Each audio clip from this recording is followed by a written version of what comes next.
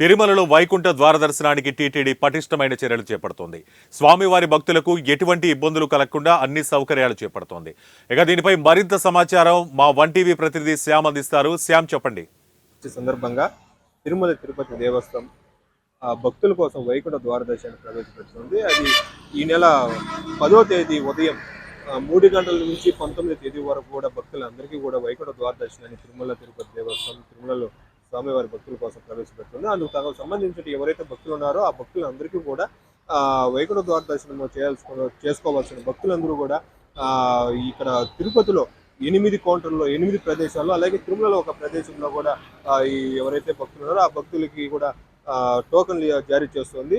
అందుకు సంబంధించిన ఏర్పాట్లు కూడా ముమ్మరం చేసింది. ఎక్కడా కూడా భక్తులకి అసౌకర్యానికి గురి కాకుండా టోకన్లు తీసుకొని స్వామివారి దర్శనం చేసుకోవడం, అదేవిధంగా వైకుంఠ ద్వార దర్శనం కూడా వెసులుబాటు కల్పించారు. అదేవిధంగా ట్రాఫిక్ ఇబ్బంది కలగకుండా, అదేవిధంగా భద్రతాపరమైన భక్తులకు భద్రతాపరమైన చర్యలు కూడా పోలీసు యంత్రాంగం కూడా పటిష్టమైన కార్యాచరణ రూపొందించిందని చెప్పుకోవచ్చు.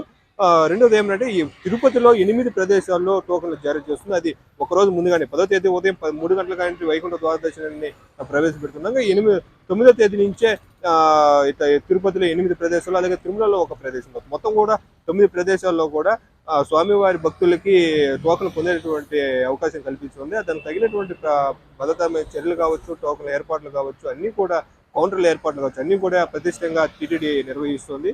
అదేవిధంగా భక్తులు కూడా ఇటు మామూలుగా వచ్చే భక్తులే కాకుండా ఇటు తిరుపతి నగర వాసులు కావచ్చు, అలాగే ఉమ్మడి చిత్తూరు జిల్లా వాసులు కావచ్చు, అలాగే కడప వాసులు, అలాగే తమిళనాడు బార్డర్లో ఉన్న తమిళనాడు వాసులు కూడా అధిక సంఖ్యలో భక్తులు ప్రతి సంవత్సరం కూడా ఇక్కడ స్వామివారిని దర్శించుకుంటున్నారు. అదేవిధంగా ఈ వైకుంఠ ద్వార దర్శనం కూడా ఎక్కువ ప్రాధాన్యత ఉండడం వల్ల ప్రాంతీయంగా ఉన్నటువంటి భక్తులు కూడా అధిక సంఖ్యలో ప్రతి సంవత్సరం కూడా అధిక సంఖ్యలో వస్తుంటారు. మరి వాళ్ళందరినీ దృష్టిలో పెట్టుకొని ఈసారి కూడా టీటీడీ యాజమాన్యం ఎక్కడా కూడా టీటీడీ సిబ్బంది కావచ్చు, అధికారులు కావచ్చు, ఎక్కడ కూడా భక్తులకు ఎలాంటి అసౌకర్యం గురి కాకుండా, భద్రతాపరమైన కూడా ఎక్కడా కూడా ఎలాంటి అవాంఛనీయమైనటువంటి సంఘటనలు జరగకుండా, అలాగే విధంగా వివిధ ప్రాంతాల నుంచి వచ్చే భక్తులు తమ యొక్క వాహనాలు రద్దీ దృష్ట్యా వాహనాలు ఎక్కడంటే అక్కడ పార్కింగ్ చేయకుండా ఇప్పుడు ఉన్నటువంటి పార్కింగ్ ఏరియాలతో పాటు అదనంగా పార్కింగ్ ఏరియాలను కూడా ఏర్పాటు చేసి భక్తులు ఎక్కడా కూడా అసౌకర్యం కలిగించకుండా స్వామివారి కృపకు పాత్రలు కావాల్సిన విధానంతో వాళ్ళ అన్ని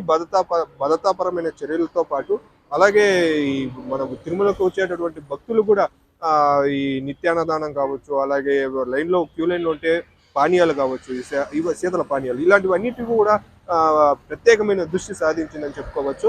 భక్తులు కూడా ఎక్కడా కూడా వాళ్ళు ఎక్కువ లోనిగా ఫీల్ కాకుండా వాళ్ళు కూడా సమయస్ఫూర్తిని పాటించాలని అధికారులు అనుకుంటున్నారు. ఎవరైతే వైకుంఠ ద్వార దర్శనం చేయాలనుకుంటున్నారో వాళ్ళందరూ కూడా నిబంధనలకు లోబడి ఎక్కడైతే కౌంటర్లు ఉన్నాయో ఆ కౌంటర్లో కూడా వెళ్ళి తమ యొక్క ఆధార్ కార్డుని పెట్టి వాళ్ళు ఒక టోకన్ తీసుకోవాల్సి ఉంటుంది. ఆ టోకన్ తీసుకున్న తర్వాత నిర్దేశించినటువంటి సమయంలోనే తిరుమలకు వెళ్ళి క్యూ లైన్లో ప్రవేశిస్తే ఎక్కడా కూడా భక్తులు అసౌకర్యాన్ని కలగకుండా అనుకున్న రీతిలో భక్తులు కూడా ఎలాంటి ఇబ్బందులు లేకుండా స్వామివారి దర్శనం చేసుకోగలుగుతారంటే కూడా టీటీడీ అధికారులు చెప్తున్నటువంటి పరిస్థితి.